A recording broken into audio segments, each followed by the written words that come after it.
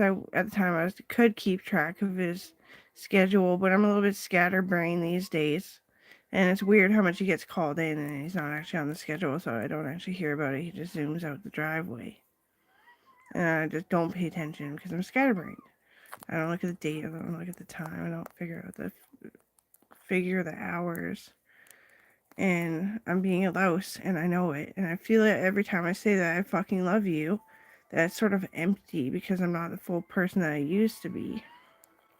Well, anyway, Logan comes home from work early, and he said that he was too impatient to wait in the emergency room. And then he places his hand on my shoulder, and I smell something, and I look, and I was like, Logan, lift your hand. And his hand was so burnt. Sorry. It was so burnt that it stuck to my jacket.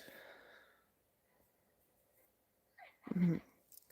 And the whole thing, when I finally punched Courtney out and left her there to fucking rot, Courtney Olson, was that nobody should care that people get hurt at the mill because it's just drawing attention to quit the industry.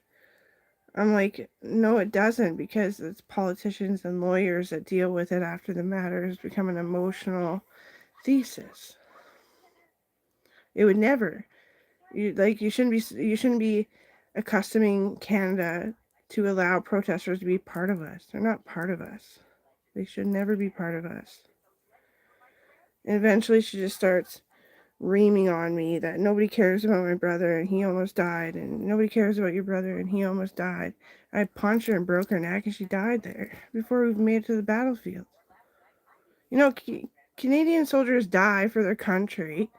It's not illegal to kill somebody that is hurting a little girl because she's not a soldier. She's not like a lawyer. She's a social worker. And you're supposedly this great fucking soldier, nah, nah, nah.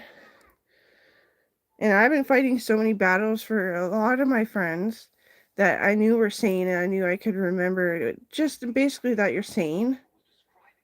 And your little heartfelt stories. And I always did ask a PE teacher, because they're the ones that are social workers of government. They're the government workers. If, like, this is validated, can I feel? Is it validated? Can I feel? And I felt, and I got my arms broken pretty good. Like, they punched me in the arm and they were limp because, like, it hurt. And then in the battlefield, I got my arms broken. And it took like 6 years, and not the same break, but similar break, just for my arm to turn like that.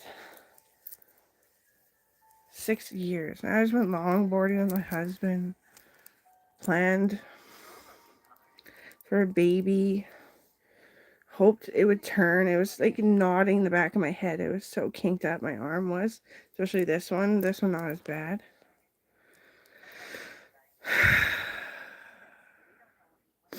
I was like doopy on a ship. I didn't know what to do on a ship. I was like, am I going to fall off the edge? And I wasn't anywhere near the edge. And that's actually when you can fall off the edge. You can blow off the edge. And Post Malone and I became friends.